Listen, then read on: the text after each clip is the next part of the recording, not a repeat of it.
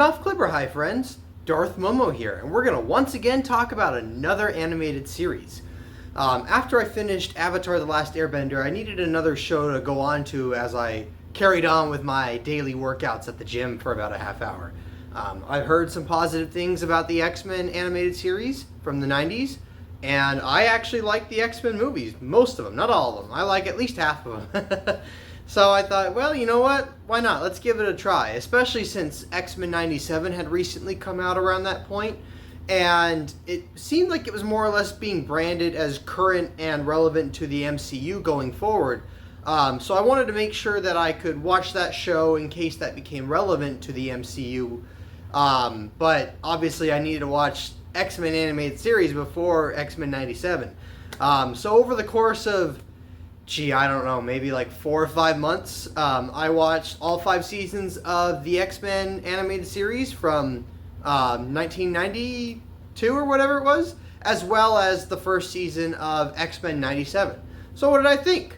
Was it good? Was it bad? Somewhere in between? You might be surprised by my thoughts on this show, because I was actually kind of surprised by the time I got to the end what my overall thoughts were on the show. Just like with the Defenders shows, though, there's a lot of content here, and it took me a while to get through. So I'm going to talk about it individually per season, as opposed to just the show collectively, or episodes collectively. So without further ado, let's get into the first season of X-Men. So I watched the first season of X-Men, and I really wasn't know what to expect, but I gotta say, overall, I enjoyed it. If you guys have been kind of following my channel or some of these, I watched this show, etc. videos, you'll kind of know that one thing I don't like, and you could kind of call it maybe a trope for shows, especially animated cartoon shows like this, is the idea of like each episode comes along, and with every new episode, it's kind of resetting. We're starting with a brand new plot, brand new goals, etc. With the exception of like a double parter or something like that. And I had a lot of issues with Avatar doing that in its first season. I had issues back in the day with Rebels doing that in some of the earlier episodes. But X-Men was not like that. Like, there's, kind of each episode has its own focus or storyline, but I liked that each episode built on one another. Everything kind of led into the next episode. While they were still distinct individual episodes with their own plot lines, they also continued to lead into the next episode and keep it serialized, almost kind of like a comic book generally would. And I really enjoyed that, and that really helped my immersion in the storyline. I also really liked some of the characters, and the way they're written about, especially Wolverine too, and I gotta think, who was another one? Gambit too. Gambit's not a character I really know outside of Deadpool and Wolverine's cameo with him, so that was fun to see Gambit. Obviously the rest of the characters I'm familiar with from the movies, but Gambit was a newbie, and that was kind of fun to watch. And on the other hand too, I thought the animation was pretty solid for the 90s. It looked good. Obviously, I would still say it's fine by today's standards too. Obviously, a different style of animation, but I wouldn't say the animation looks bad or anything. And I really liked some of the individual storylines, especially the one with Wolverine and Sabretooth. I thought that was fun. I also really liked the opener, how, and I know we'll talk a bit more about this in season 2, but as far as season 1 goes, we're introduced to like this core cast of X-Men, and then one of them gets killed off in the opener, and I was like, oh shoot, okay. It wasn't a character I really knew from the films, but it still helped kind of elevate those stakes. I also like some of the through plot lines too, with like Beast. He gets imprisoned, and we keep checking in on him throughout the season, and then obviously that comes to a fruition by the end of the season with that storyline. And I also kind of like all the different, I know a lot of these villains felt like one-offs, but at the same time, I have a feeling, as I've already started experiencing with the later seasons, like, we introduce all these characters, but, like, they come back and they have different roles later on in the show. Like, they're kind of set up for down the road.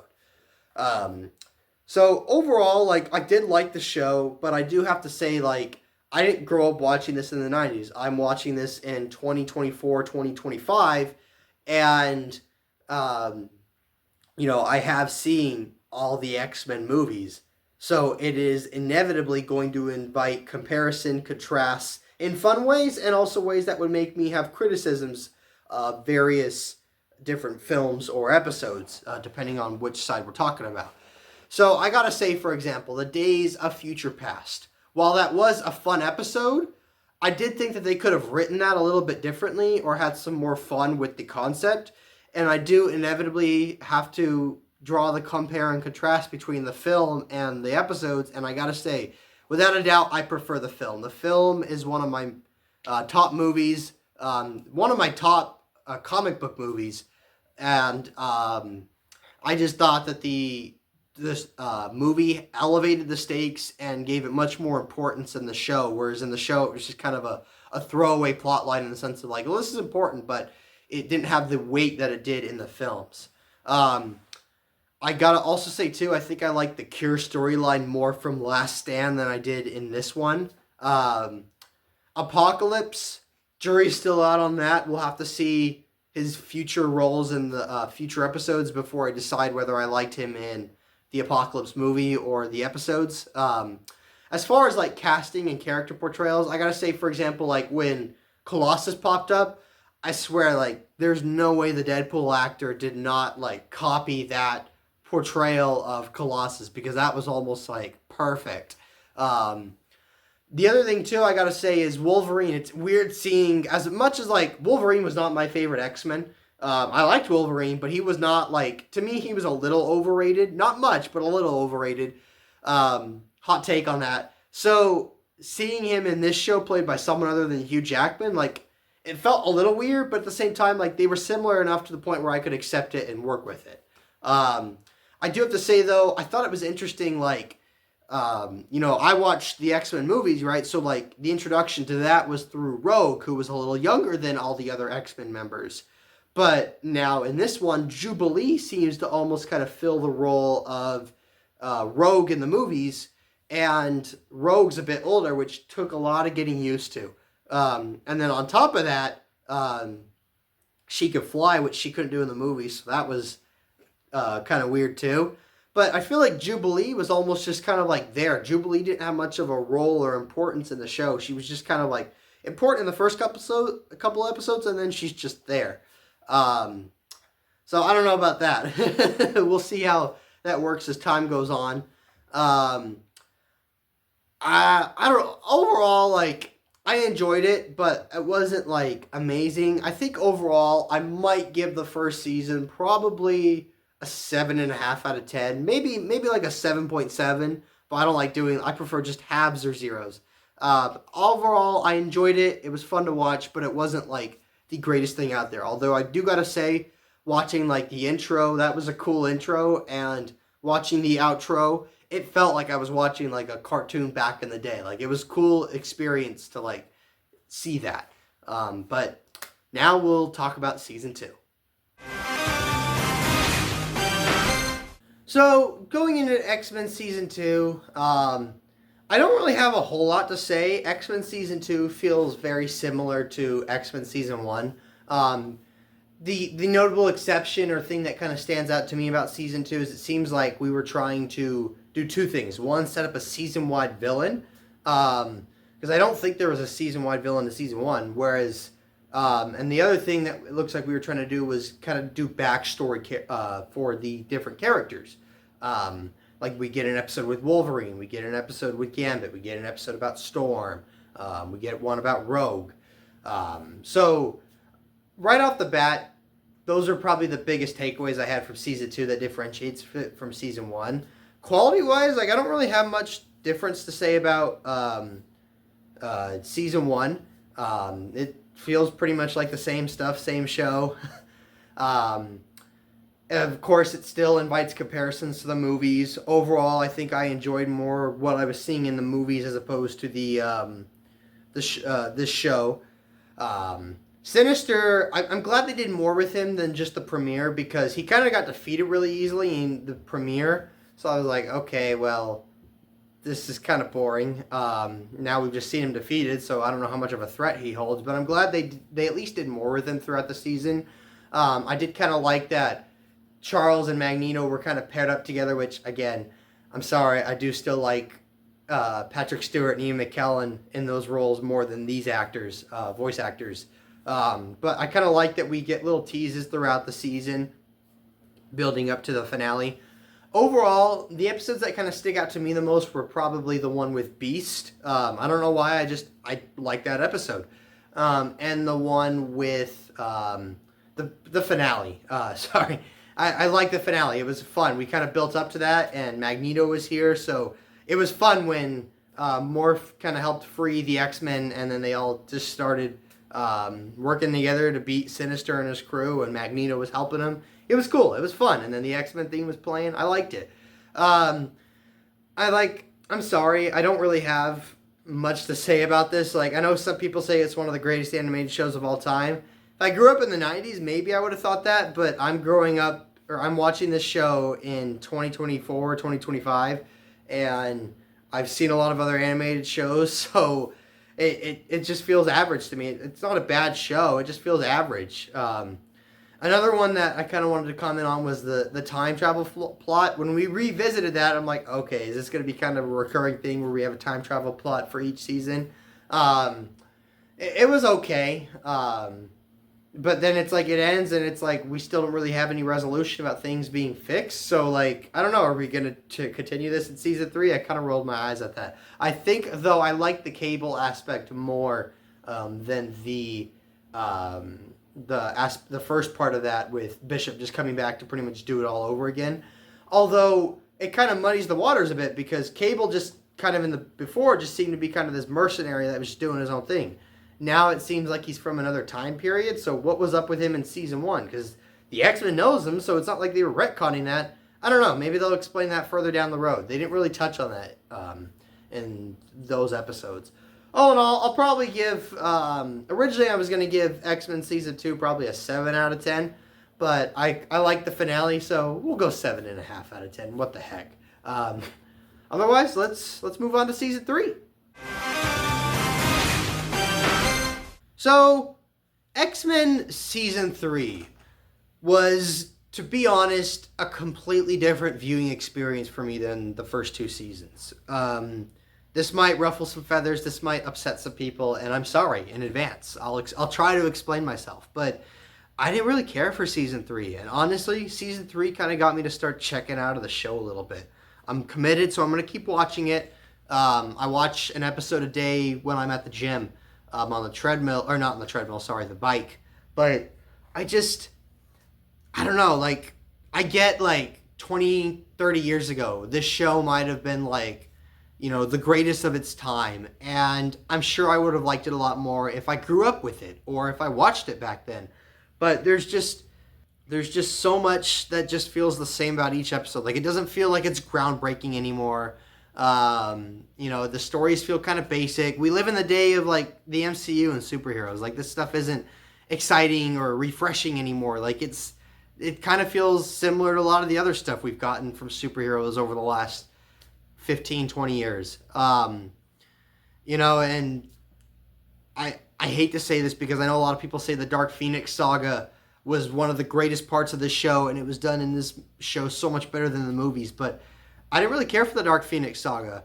The first part of it just felt like, okay. Or the Phoenix saga, okay. It felt like another just casual episode of the X-Men. And the Dark Phoenix saga, like, it felt just the same as it did in Last Stand. Like, I don't know. I don't get why a lot of people praise it as the Holy Grail. If you want to say you thought it was executed better in the show, you know, I guess I could see that. But I wouldn't call it, like, one of the best parts of the show. Honestly, the only episode I really liked this season was the one with Iceman, and that's just because I like Iceman from the movies. All in all, like, yeah, I'm sorry. Like, it almost kind of reminds me of a similar criticism I had of Phineas and Ferb. Like, at first, like, okay, the show feels new and refreshing, but a lot of the episodes of Phineas and Ferb felt like they had a Phineas and Ferb formula. And I could say this the same about the X-Men. So it's like now that I'm, like 30-something episodes, 40-something episodes into the show, it's like, okay, this all kind of feels like the same now. Nothing feels exciting and refreshing. It's not new and unique. It's just kind of, the show in itself might be new and unique, the premise, but maybe everything else inside of it is just, same run of the mill. So I don't know. I'm going to keep watching season 4. I'm going to keep watching season 5, and then I'll check out X-Men 97. We'll see. Maybe I feel differently in season 4 and 5, but for now, that's what I think of season 3. But let's go ahead and talk about season 4. So, carrying on after finishing season 3, I was going into season 4, definitely the longest of all the seasons. So, I was curious to see how this was going to play out. Unfortunately, as much as I suspected, I didn't really get into this. Again, it's cool to see some of the characters that I know from the movies pop up. Like, Nightcrawler, I don't even remember now if this was his first introduction or if he was in a previous episode, but like Nightcrawler's around. The Maximoff twins pop up in an episode. It's like, it's cool, but at the same time it's not, because sure, it's cool that these are cameos in a sense, right? These aren't main characters, so it's cool to see that they popped up. It's also cool to see what the pre-MCU, on-screen take was with some of these characters, or pre-X-Men movie take was on some of these characters, but it's I don't know, just they feel so just bland and different compared to the portrayals I'm used to in the MCU. Mainly speaking for the Maximoff twins. They just don't feel, I'm used to the MCU characters, and these feel like different takes on the characters. So there wasn't it just felt pretty similar to season 3. There wasn't a lot for me to enjoy or get out of here, and if anything, actually, I got a gripe with the time travel thing. It's now it feels like we're at the point where it's like a trope. Where what's the example? There's a show I watch called The Rookie on ABC. It stars Nathan Fillion, and in the 3rd season they did a mockumentary Modern Family type style episode. And then it must have been a hit or whatnot, because then the 4th season did it. And the 5th season did it. So now it just feels like the recurring trope. Or you could have, for example, in the Disney shows, the Disney Channel shows, you have to have your annual Halloween special, your annual holiday special, for the year. Now it's it feels oh, yep, here's our trope. Here's our obligatory time travel arc or episode for the season. It was cool in Days of Future Past, because it was the one-off. This was the one time where they used time travel, and then obviously that meant Days of Future Past storyline was probably going to pop up in the show. I knew that going into it, and it did. It was okay, and then they did time travel again, and then again, and I don't know, I'm not too familiar with the comics. Maybe that's a big part of the X-Men comics, but it just got kind of old after a while. Although I will say, it did, when it came to the season 4 finale, it almost felt like the show should have ended there, because it felt like the big team up of a lot of the big villains throughout the series. So I do kind of like that note, that as much as I didn't really care for the finale or get into it, it just felt like the last couple seasons worth of episodes have to me.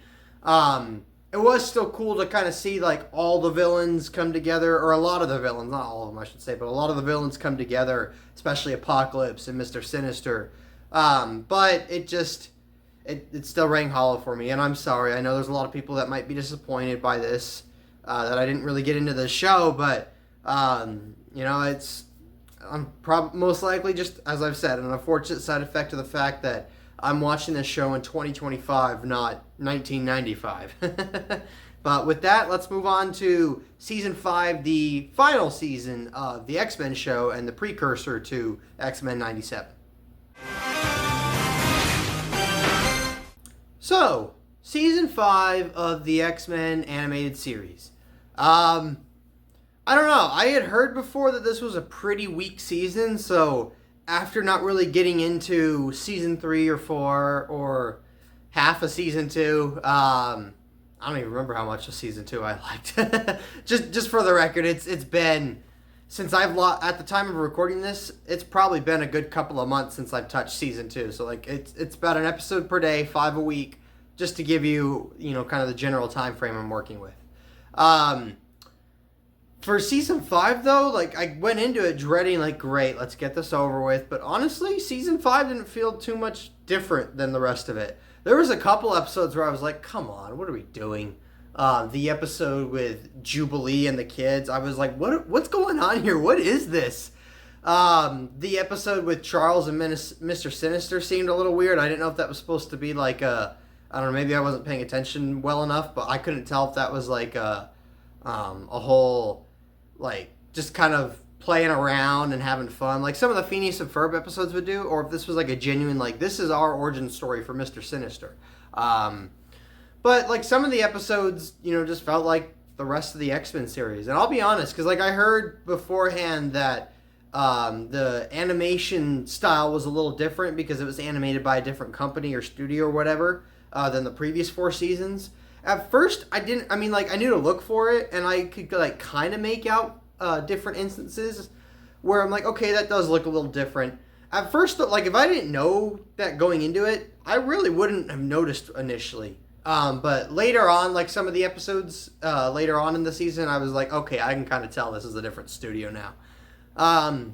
I do also want to say, too, one kind of highlight of the season was getting to see Captain America pop up.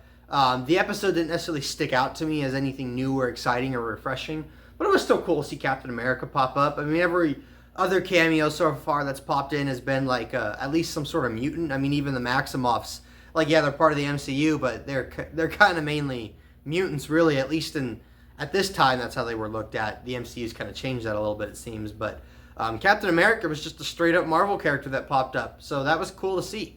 Yeah, that's my thoughts on the cameos for this season. But I will say, as for the series finale, I was kind of surprised how that ended off. I'm okay with it. Obviously, it's a beat that's happened a couple times in the films. I guess maybe the only thing I would say is maybe he should have died, Professor X. I don't know, maybe that was too much for a kid's show in the 90s. What's essentially a kid's show in the 90s. But I still appreciate the way they handled it off and kind of tied it off, and they left it on a very kind of ambiguous, kind of open-ended note. It didn't necessarily end with like a big celebration or go out on like a super happy ending. Like, it ended somewhat melancholy, somewhat mixed, and I actually kind of like that. That actually might have been the most refreshing and interesting episode that I've come across from the show in the last 2-3 months or so. So those are my thoughts on season 5. We'll now talk about X-Men 97. And boy, at the time of this recording, I've watched the first couple episodes of it, and boy, do I have some thoughts to share. Let's get into it. So, X-Men 97. After 5 seasons of, I don't even remember how many episodes.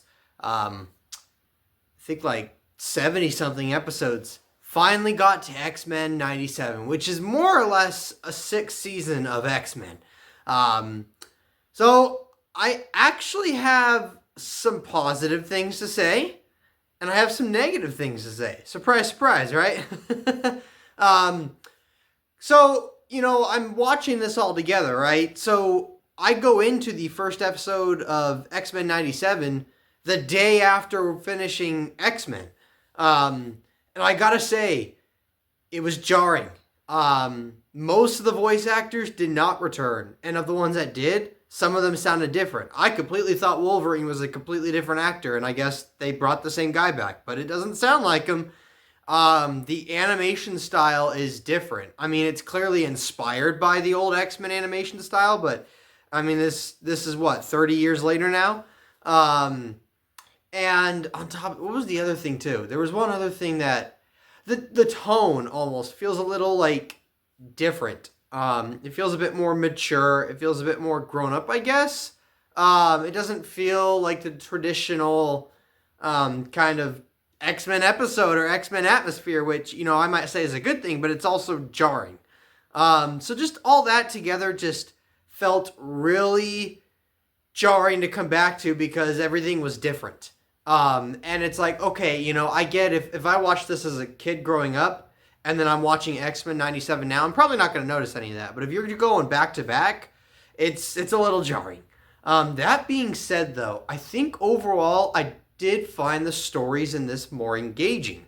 I thought the idea of handing the X-Men mansion over to Magneto to have him kind of try to honor Charles and follow his vision, I thought that was a really interesting arc, and I'm a little bummed that they didn't stick with that, but based off where we ended in the finale, who knows where we're going. It's possible they play more with that. Gambit, you know, spoiler, Gambit dying was interesting. I wasn't expecting that. And what else was there? I mean, the whole finale thing, too. I do have to say, though, while I found the stories more engaging, I think the stories felt a little rushed. All of a sudden, it's just like, oh, shoot, actually, like, Jean Grey's a clone. We don't know how long she's been a clone for. Oh, well, we're moving on. Like, what? Or, oh, no, Storm's lost her powers. But just kidding, you know, that kind of things. There were some reveals I did like in here, though, like Cable being Nathan and Jean Grey's clone's kid. Like, that was cool. I like that. I don't even remember what I said. I think I said Cyclops, Scott, whatever. All in all, though, like, I don't know. So, like, at the same time, we're using a lot of the same villains. You know, we're using Mr. Sinister. We're using the Sentinels. We've teased Apocalypse now at the end. And it's like, okay, these guys have been defeated several times over. You can only use them so many times before it's like, okay, well, we're not going to take them seriously. I mean, I know, like, they're kind of critical X-Men villains, but at the same time, like, we've already seen these guys beat before.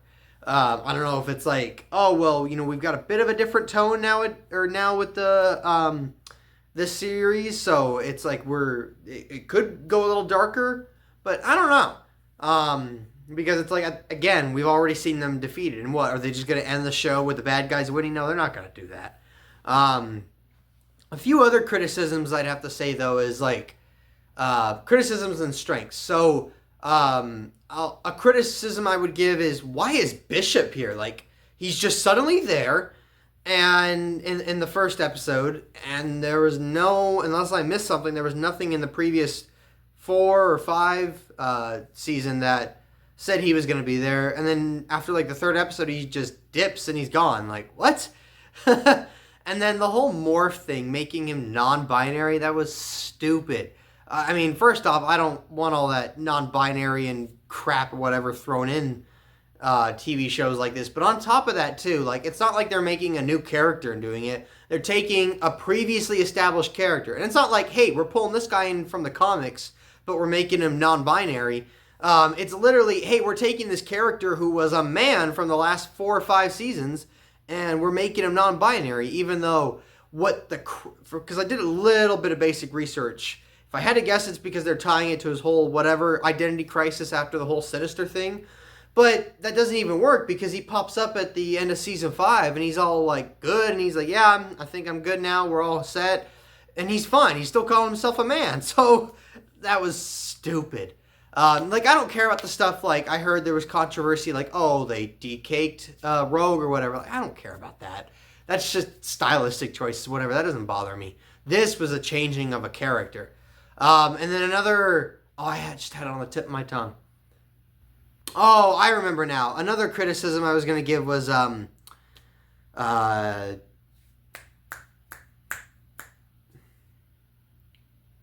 but, okay, I remember now.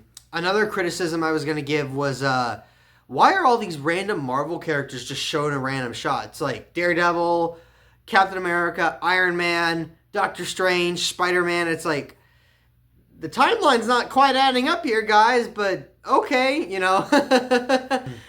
But I will say, as for a strength, based off of how Season 5 ended, I thought this built off of that pretty decently.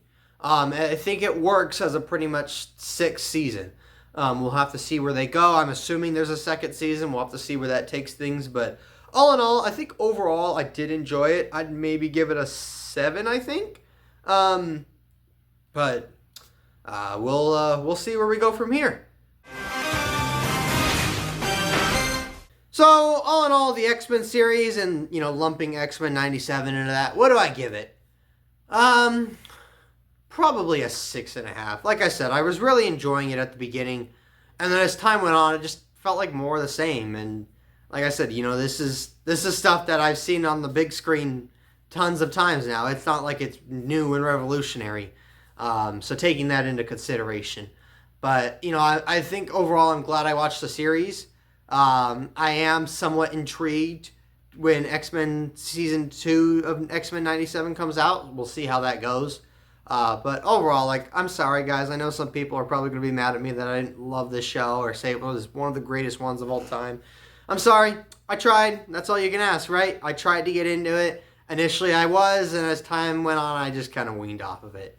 One other fun thing I'll say is, you know, I had, 6, 7 different segments of this video, and I recorded all of them separately except for Season 4 and 5. I did that on the same time. And somehow I've just coincidentally worn this shirt every time I was like, okay, I'm going to record today. So it's just a fun little thing. But otherwise, thank you guys for joining in, and we'll see you next time. Thanks for watching. Please subscribe to the channel. If you liked the video, comment down below and hit that like button. Oh, and check out some of my other videos. I'm sure you'll find them delight.